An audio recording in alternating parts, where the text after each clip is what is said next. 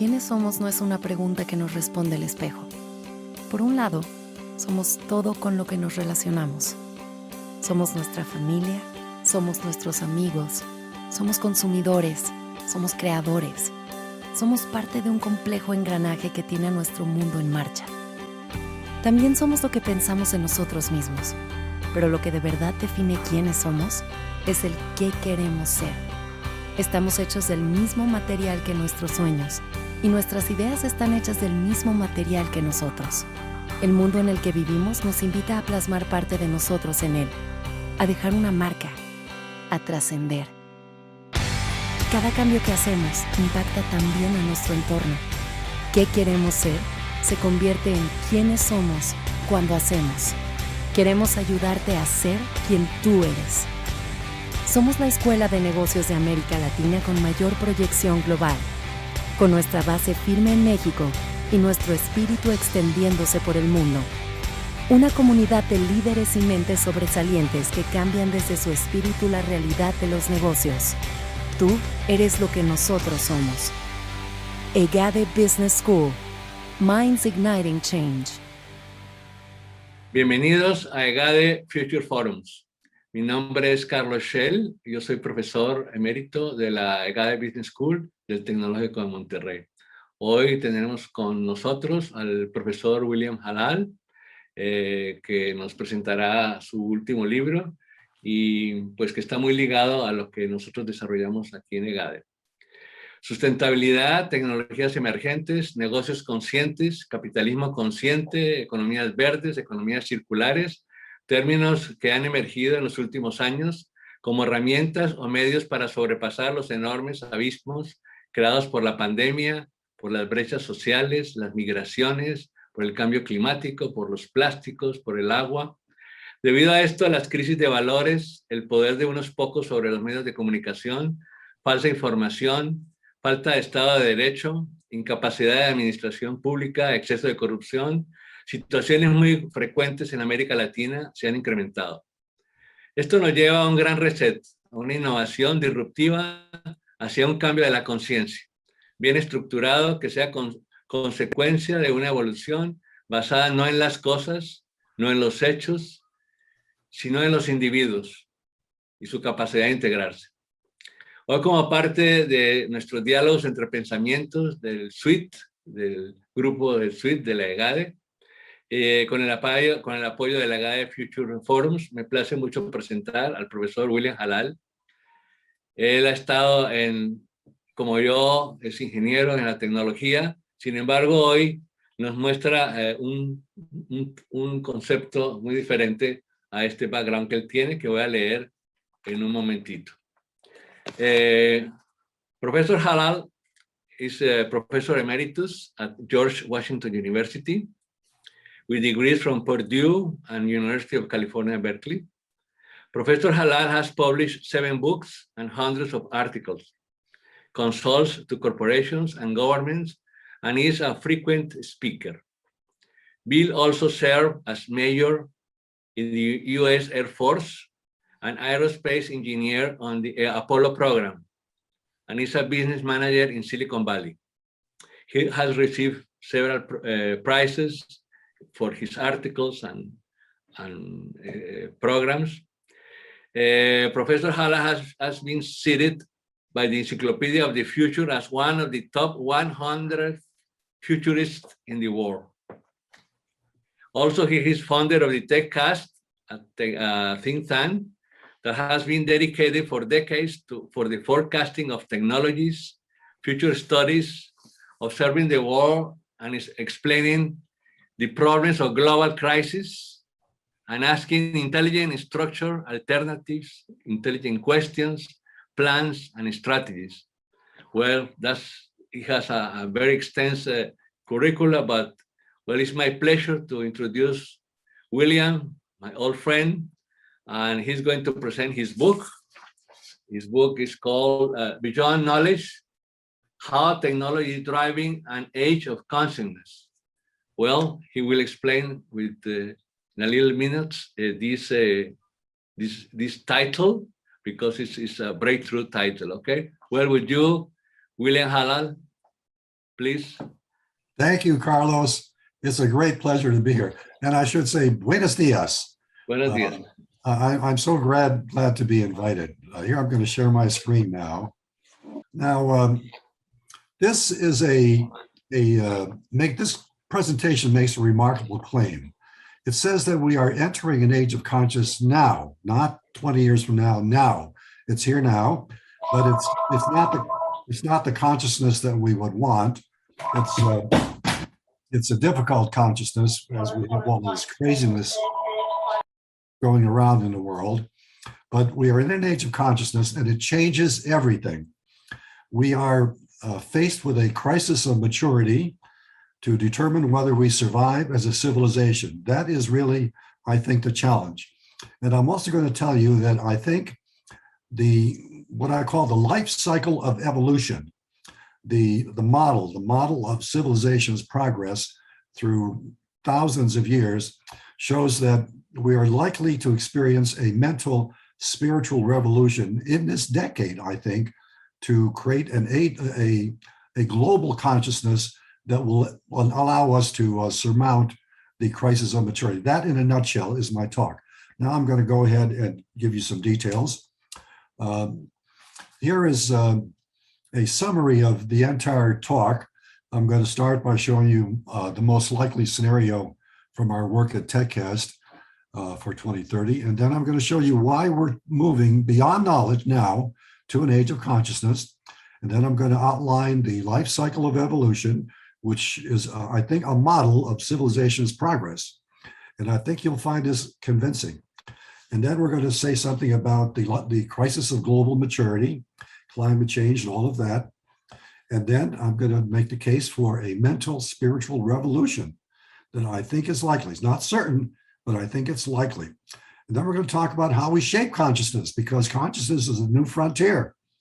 And just as we have, for the last 20 years, been shaping information and knowledge, now we have to shape consciousness. And then I'm going to talk about the bottom line here, the need for a global consciousness.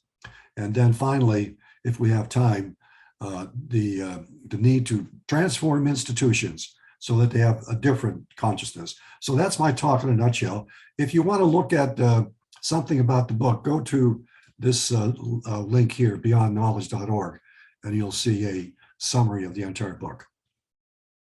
Okay, and I should say something about the cover. I just love this cover. The cover depicts a goddess. This young woman is a modern goddess, and she is giving humanity global consciousness, the vision for what is required to create a mature civilization. So that is the summary of the entire book, all of those ideas in the vision that she is giving humanity. That is the concepts from the book. Okay, now here's the summary of our work at TechCast. This integrates about 50 technology forecasts, 30 social trends, and 25 wildcards into what I call a macro forecast. Some details are missing, but this is a quick summary of what we're likely to see this decade. First of all, I think the elements of sustainability will be here, green business and genetically modified organisms and all of that. The question is, how bad will the climate problem become? Because it's severe now, and even if we did everything correct right now, it will get worse because the planet is so huge that the sheer momentum of the Earth will carry us into some dangerous territory over the next 10, perhaps 20 years. So it's going to get worse before it gets better. And then green transportation is going to be here, self-driving, hybrid electric cars, high-speed trains, all of that. Medicine is going to provide mastery over life, all of these things, DNA testing, cancer cure, all of that, I think. And then threats across the spectrum. This is not a panacea. This is not a utopia. Our wild cards show that there's a good chance of a global depression, banking crisis, job loss, all of these things. And there's some good news too. Higher order values. We see higher order values throughout all of these forecasts. An emphasis on social responsibility, transparency, diversity, women, and so forth. And then here's the bottom line: infinite knowledge and intelligence. This is right around the corner. We're going to have everything. Everything is going online. The global brain, second generation of IT systems, AI, robotics, and all of that. And the question this poses is, what happens after we automate routine thought, after we automate knowledge work? Because the bulk of the labor force in modern societies does knowledge work. What happens after we automate knowledge work? That leads to my main thesis. Beyond knowledge is consciousness by definition. And I will show you that more clearly. And so my last point here is that we need a global consciousness to solve the crisis of global maturity. We are operating beyond knowledge right now, and this requires also the restructuring of institutions. So I hope that's clear. Let's move on. Now here's the logic that explains how we are moving beyond knowledge into consciousness right now, not 20 years from now, now. It's here now. The first point is smartphones are everywhere. There are about 12 billion or so smartphones and laptops in the world. So that's more than one portable computer for every human on the planet. So smartphones and that given us access to the internet around the world. There's no shortage of knowledge. The knowledge age has succeeded. We have all the knowledge we need.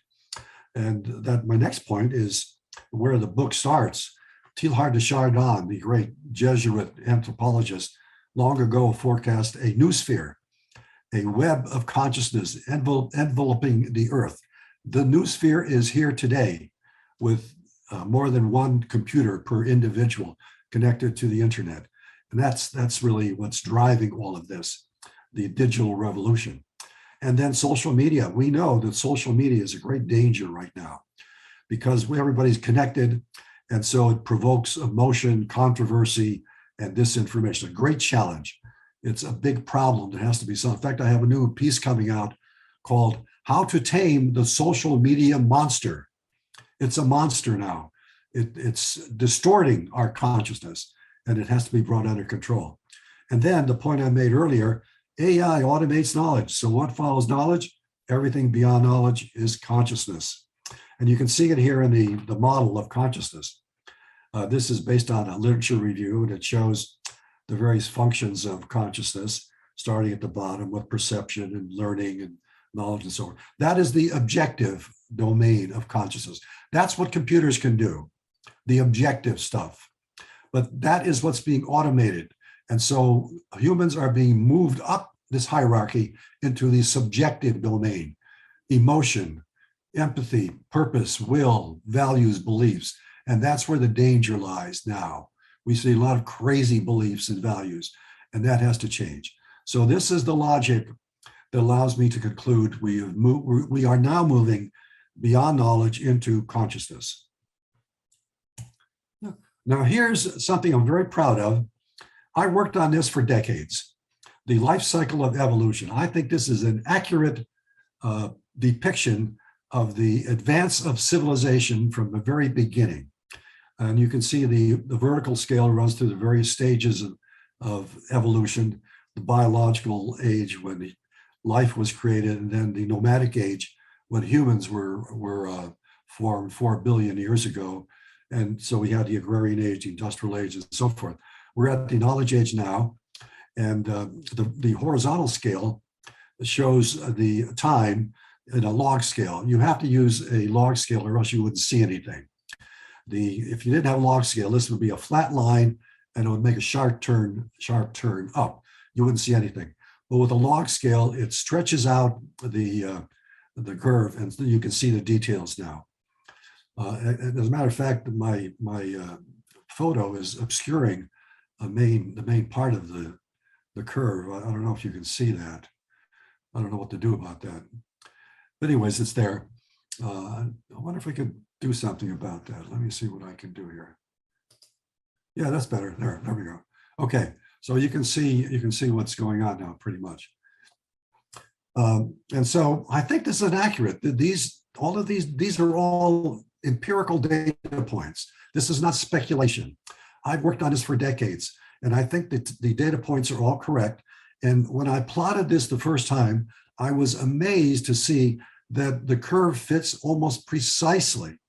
As people who deal with technology, you know that when you plot data, usually there's a lot of scatter. There's no scatter here, none. It fits precisely. This is an S-curve, the S-curve of life on the planet. And we are now at this point, the saturation point, the maturity crisis. That's where we are now. All of these crises that seem impossible, climate change, pandemics, inequality, the threat of a global recession, a shortage of water, everything. There are so many of these crises that people don't see how we can get through this. It's very depressing. People they think that it's common knowledge, I think, that the present global order is not going to get us there, that it's heading for disaster. Well, that would be true if we weren't entering an age of consciousness. And I think we're likely to see every one of these stages has been forced upon us by a revolution. The agricultural revolution, the industrial revolution, the post-industrial revolution, the information revolution. That tells me that I think we're likely to see a mental, spiritual revolution sometime in this decade to start, to kickstart the age of consciousness, to make it work. And I think it's not certain, of course. We could fail, but I think based upon this model, it suggests that we could see a mental, spiritual revolution to introduce an age of a global consciousness in this decade. Okay, let's move on. Now, here is, this is something that Michael Marion and I did a few years ago. And I'll just sum it up. We found 15 trends driving what we call the mega crisis. You can see them there, climate change and so forth, and just 7 trends resolving it. And we did a survey, and it shows that people think there's a 60 to 70% probability of catastrophe or disaster, and only a small portion people think we can muddle through. And the problem is what we really know. There's a lack of leadership, political will, vision, and so forth. So that's where we are now. I think most people understand this. We are in the midst of this global mega crisis right now, and people are terrified. Everybody I talk, you can ask people off the street, do you think the present system will create a sustainable civilization? And they say no, they do not think so. Okay. Now, here's what my logic for the mental spiritual revolution. As I said before, all of these stages of evolution have been driven by revolutions. So I think we're likely to see another one sometime this decade. People know the present world order is not sustainable. The World Economic Forum understands this. They've called for a global reset in all spheres of society. And the thing about the life cycle of evolution, what it shows is that the age of consciousness is the last stage in evolution.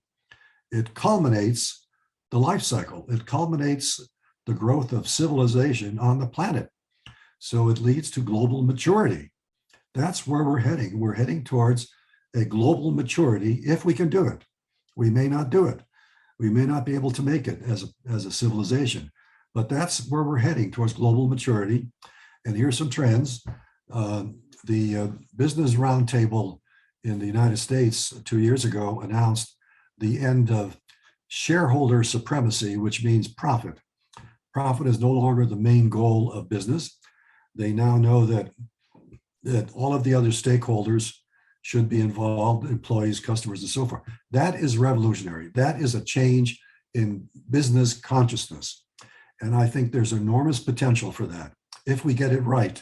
If we get it right, it means that the big corporations, the most powerful institutions in the world will be able to solve social problems as well as making money. That is revolutionary. It means we could see a democratic form of business where employees, customers, and so forth help guide policy, and it better serves social needs and mops up all of these crazy problems. And then I noticed the The Me Too movement around the world has empowered women so that they are no longer prey to the sexual predators around, and the Black Lives Matter movement has also done the same thing. It's happening around the world. So these are trends towards a global consciousness now. They're very minor trends, really. Well, the democratization of business is not minor. That's really a major trend. But this is the beginning, I think, of a global consciousness. Now, here's what I mean by technologies of consciousness. We all try to control our consciousness, the way we think. We try to keep ourselves under control. We don't recognize that. We don't make a big deal out of it. But in fact, we always have done that. You wake up in the morning, you drink coffee to pick you up. At night, you have a glass of wine or a beer to calm you down. So we've always used technologies of consciousness. Now they have to become, I think, one of the dominant technologies in society, because we are faced with these enormous challenges. Life is going to get difficult. It's not going to be easy. It's going to be hard. There's going to be more change, disruption. And so we're going to have to relieve stress and get control of our thinking by using technologies of consciousness, neurotech, virtual reality. The media is powerful influence. And you can see all of these things here. Drugs, psychedelics are now popular in the United States, and I think they're going to be around the world because people see that they have beneficial effects in trying to control our mind, and the servant leadership. There's a lot of things going on here.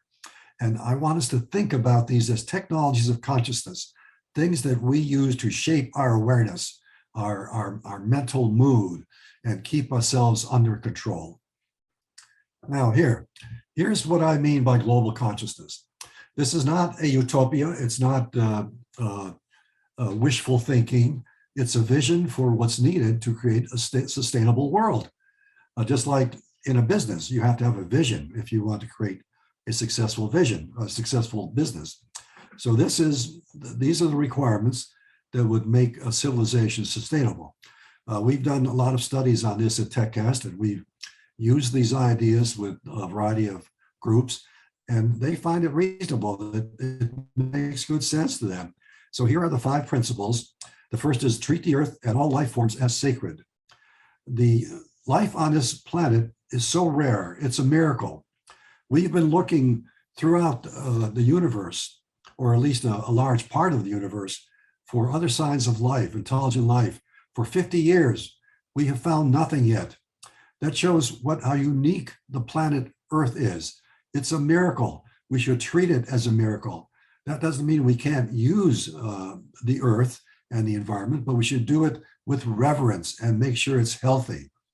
The second is manage the world as a unified whole. This does not mean world government or anything like that. It simply means that corporations and nations have to collaborate with one another when it is in their self-interest. We have to work together to solve these tough problems, like the pandemic. This pandemic could have been handled a lot better if nations worked together on it. Thirdly, instill democracy and enterprise throughout institutions. These are the principles of modern society, but we don't use them very well. The typical corporation or government agency, for instance, is a dictatorship, like the central planning in the Soviet Union. And I think we have an opportunity to vitalize all of these institutions. I'll show you in a minute when we look at the transformation of institutions, but we have to make that a standard practice throughout all institutions. And then fourthly, embrace diversity as an asset. We should not be afraid of people who are different. Different people have different cultures, different knowledge. It's a good thing. We can learn from other people. And if we want to have a world that works, we have to embrace the differences. It's an asset. It's not a problem. And finally, we have to celebrate community, like the Olympics. We have to have more things like the Olympics, where people around the world meet and celebrate the fact that we are a single global community. And if we can do this, I think it's likely. It's going to surprise us, because I hear people talking about this, and we're ready for it now. And if it happens, if we can do this, we might call it a global ethics or a new world order or collective epiphany, but somehow we have to have a global consciousness if we want to have a sustainable civilization. I'm ready to wrap this up. Here's my last slide. Now, here's some of the changes that I think are needed in institutions around the world. We talked about the corporation, collaborative enterprise, the working with all of the stakeholders to make the corporation serve social needs as well as business needs, because otherwise the corporations are in a moral crisis. The world is going to hell, and they're focusing on making money. And there is a strong reaction against that right now. Government has to change. The reason we see autocracies growing around the world is because democratic governments do not work very well. They're too bureaucratic. We need a different form of government, one that uses entrepreneurship and government markets so that services are provided to citizens and they have a choice. They can choose among competing providers. And so the providers are held accountable. This has been done in lots of places. It's a powerful idea. Education has to change to provide distance learning and to educate people around the world and so forth. I'm not going to go through all of this. The Catholic Church is in a state of crisis. I'm a Catholic. A lot of Mexicans are Catholics. The Catholic Church is in a serious problem. They've lost the trust of the parishioners because they run the church among the clergy. That can't continue. So I'm going to stop right about here. Let me see. I think that may be my last slide. Yes, that's my last slide. So I'm going to turn this over to Carlos now, and he's going to ask some questions, I think. Thank you, Bill. Thanks a lot for this brief presentation of your book and your ideas.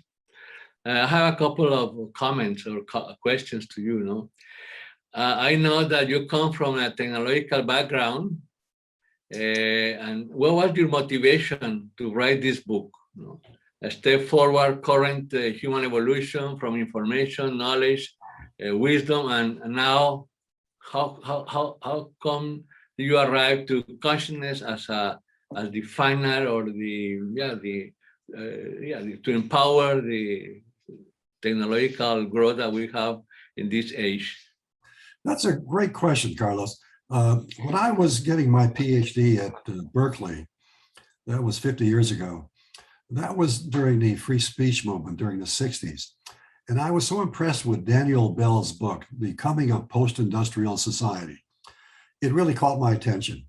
You could see this happening. The computer was just entering life, and I could just see it was going to change the world. So I became fascinated with that, and I've been studying this ever since, for 50 years, really.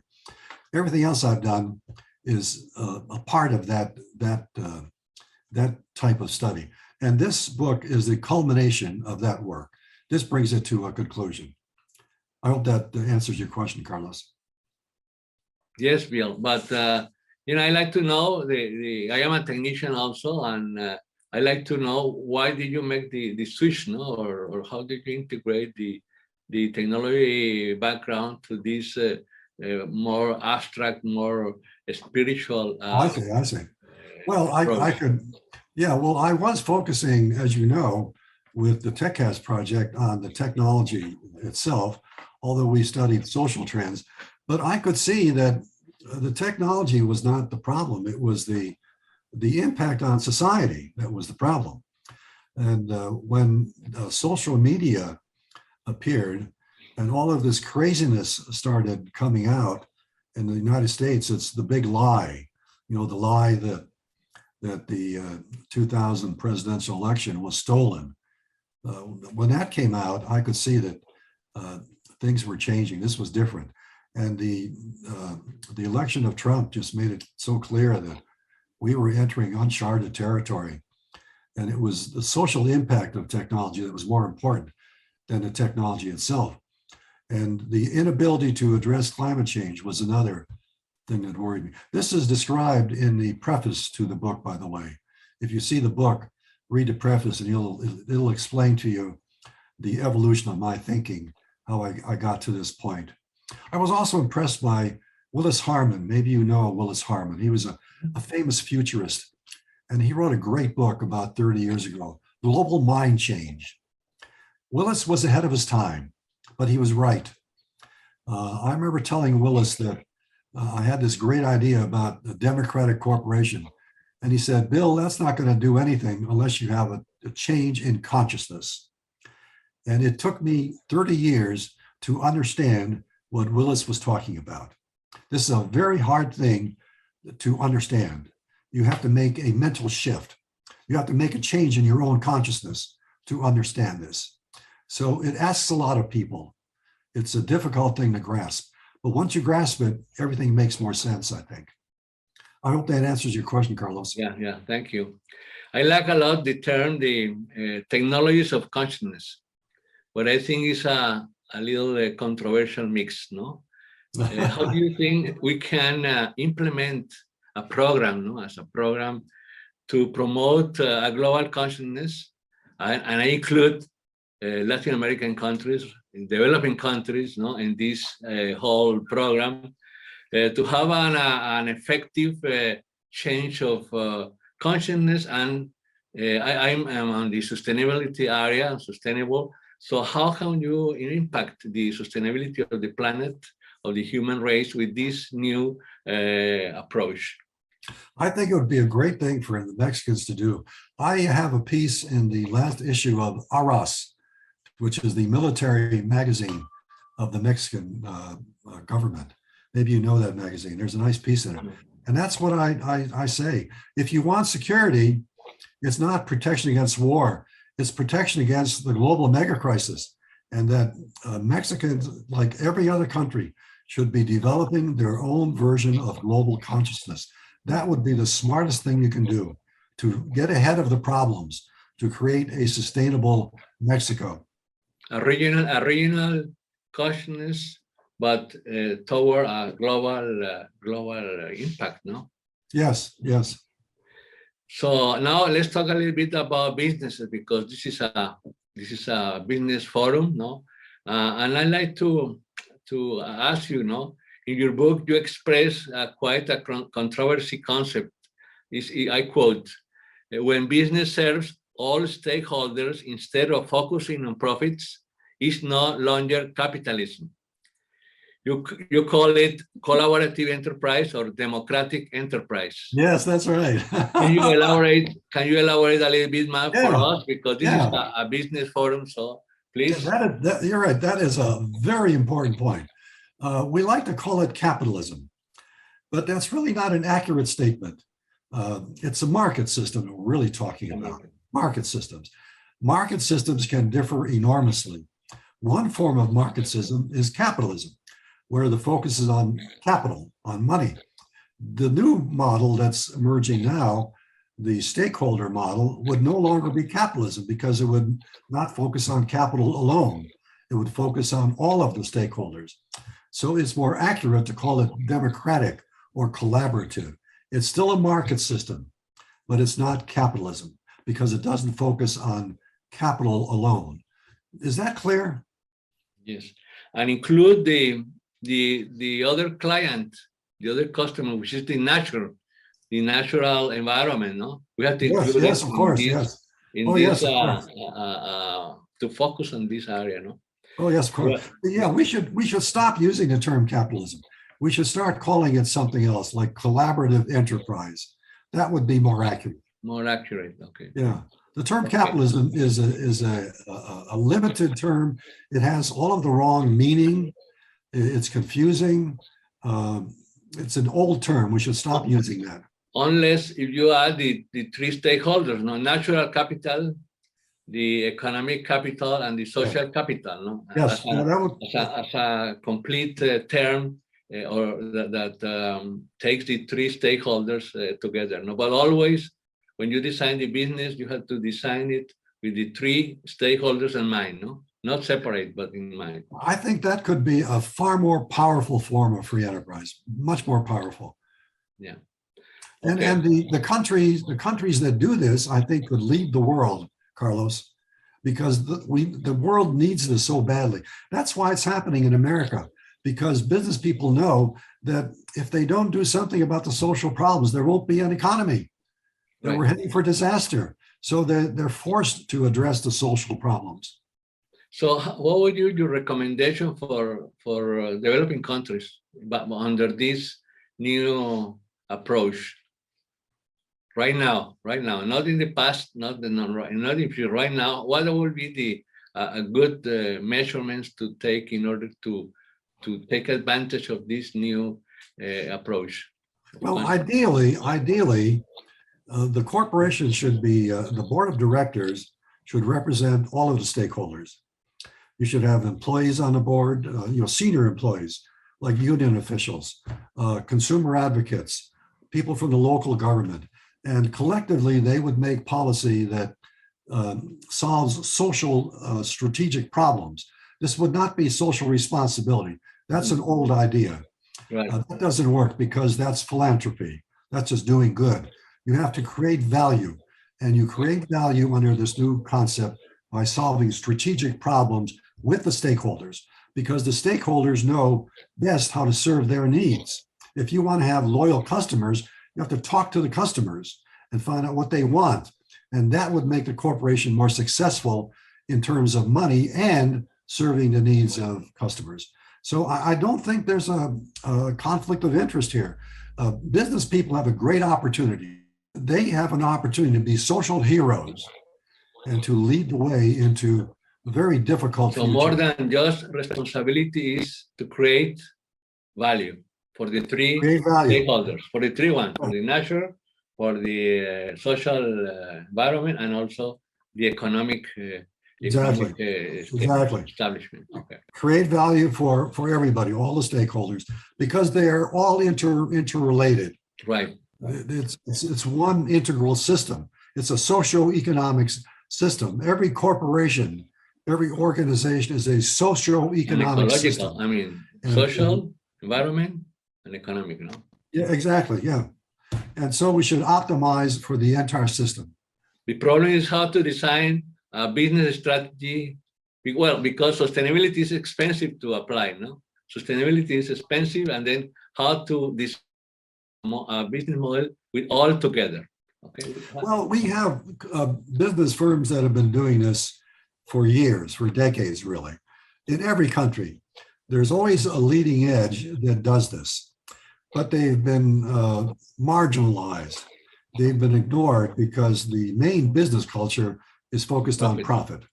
So all we have to do is find the leaders, the people on the leading edge, and bring that into the mainstream. They know how to do it.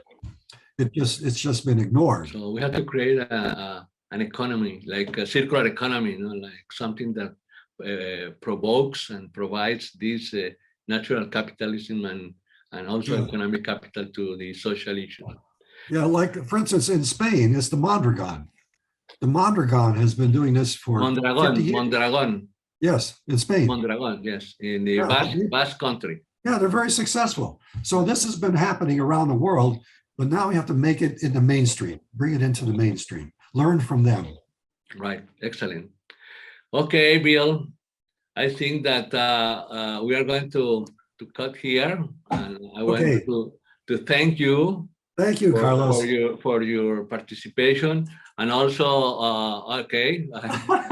thank you for the book. I read it, and I hope that the people who is hearing us may access to this book. Thank you very much for sharing your research, your book, your ideas. I hope that we can adapt them to our context in Latin America. I know that this is a very short presentation. I hope that we can have a more extended interaction, because here in Latin America, we need these new ideas, we need this change. And well, thank you very much for being with us. I want to switch to Spanish now to thank the audience. Thank you. Adiós. No todavía. Okay. Thank you, Bill. Muchas gracias a todos. Terminamos nuestro diálogo entre pensamientos de esta EGADE Future Forum. Este espacio que nos ha dado la EGADE para presentar este libro, y a mi amigo William Halal. Ojalá que podamos nosotros expandir estas ideas con todos los negocios, las empresas, las industrias, la gente de política pública, porque creo que necesitamos usar estos conceptos para lograr que la humanidad sea más consciente del problema grave del planeta, que para mí es mantener nuestra continuidad en él. El planeta no se va a acabar, nunca, va a haber mucho, nosotros sí, estamos en peligro de extinción y por lo tanto debemos de escuchar estas ideas, cambiar nuestra conciencia y pues ser un poco más amables, más conscientes de los problemas naturales y cómo nos afectan. Muchas gracias, Bill, de nuevo. Thanks a lot y muchas gracias a todos por estar con nosotros en esta EGADE Future Forum. Saludos para todos. Are you ready to fully scale your career and transform your leadership impact? You already have built an outstanding trajectory, but you know that there is a lot more still waiting for you. And moving forward in a straight line will not guarantee your way to the top. So far, you have learned that planning each move ahead and changing the course of action is the key to unleash your leadership potential. Now, reaching your C-suite goals is only 15 months away with the EGADE WP Carey Executive MBA.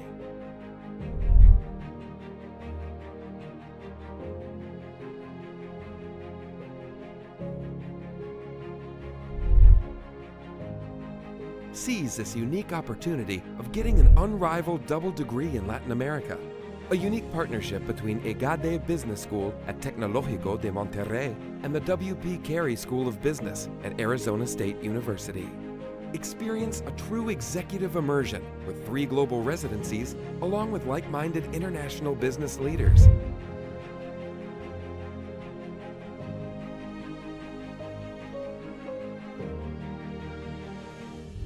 And join a global network of over 120,000 accomplished business leaders across 160 countries. The time has come to fulfill your C-level goals and experience a career-redefining opportunity. Take a leap further. Transform your leadership into its full potential. EGADE WP Carey Executive MBA. Double your career impact.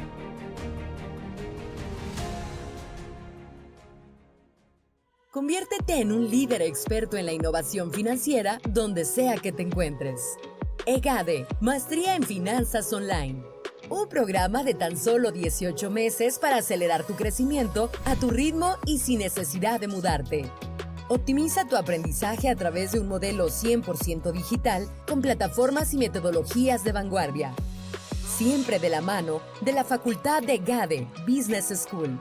Adquiere competencias académicas y prácticas para enfrentar los retos de la innovación FinTech y Big Data.